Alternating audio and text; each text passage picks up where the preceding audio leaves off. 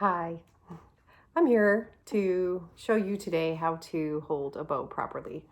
Um, there's a lot of different opinions out there on how to hold a bow, and quite frankly, there's a lot of right ways.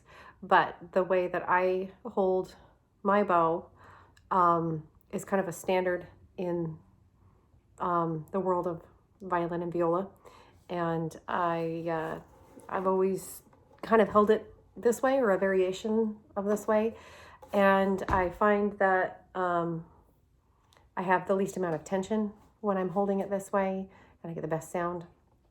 I see a lot of teachers teach their beginning students how to hold their bow with their thumb underneath here like this, and I don't believe that this is any easier than having your thumb on the inside. So if anything, it creates a bad habit that is hard to break later, because students find that if they start this way and then they have to move their thumb in the inside on the inside, it's very, very difficult to break that habit. So we'll always start with our thumbs on the inside no matter what. First thing in bow maintenance, you might have seen me holding the bow like this. I was not touching the bow hair. You don't want to touch the bow hair at all. Your finger oils will get all over it, and then you'll just end up with having to rehair your bow often. So if I'm holding it this way or this way, sometimes it's hard to see, but I'm not touching the actual hair. So how I usually start students out is I make a rabbit with my fingers like this. 2 middle fingers and my thumb, and my pointer finger, my pinky, are the ears. And the thumb curves around like this. It's bent and it's underneath the rabbit's teeth right here.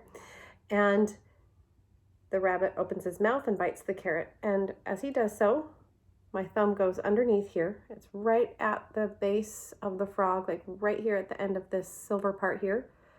So your thumb might gently, occasionally touch the bow hair right there. But you're gonna bite the carrot. Your thumb goes there, and then your middle 2 fingers come down and cover your thumb. And then your pointer finger falls right on top, right at that first knuckle, and the pinky rests at the top here. That is a perfect bow hold. You never want your hand going like this. I don't have my students play like this or like this. That's a variation of the Russian style. You'll see people play like that, but that's not how I teach or how I play or how I learned. If your knuckles are curving anywhere, it's this way towards the tip of the bow. And you want your hand to be relaxed enough that it can move a little bit. Like as I'm playing, my wrist and my fingers are flexible and moving, but you want to be holding on tight enough so that if you do let go of the bow's not going to go anywhere. So it's very important to have your wrist being able to be flexible and down. You want all your fingers curved. Nothing should be straight at all. Every finger should be curved. And when you're at this point, the first thing to do is to develop some bow strength. So often I will have my students hold a bow hold with a pencil first, because the pencil is so much lighter. It's roughly the same size as a bow, but practice holding it like this. And then we do some basic bow exercises. So I'll do it this way. First is a windshield wiper, and I don't have my hand bouncing around like this as I do it. It's just a rotation of the wrist, and you'll really feel it in your pinky. You'll really feel the weight of the bow, and it doesn't hurt. It shouldn't hurt. It shouldn't be tension or tight, but you'll really feel it because those are muscles that you're not used to really working.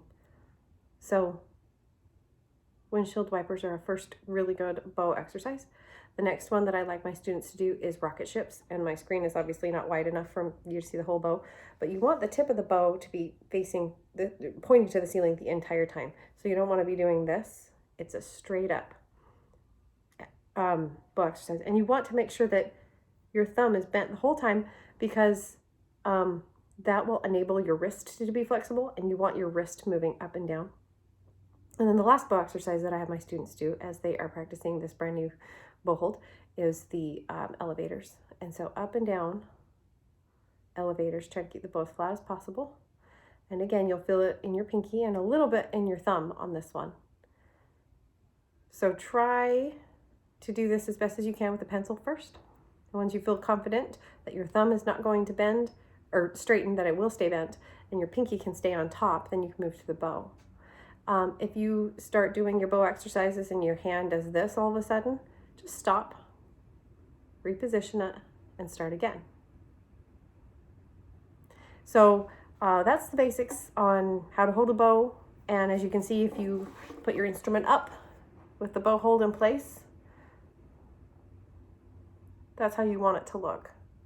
We don't come at it like this, and our arm isn't pulled back funny like this.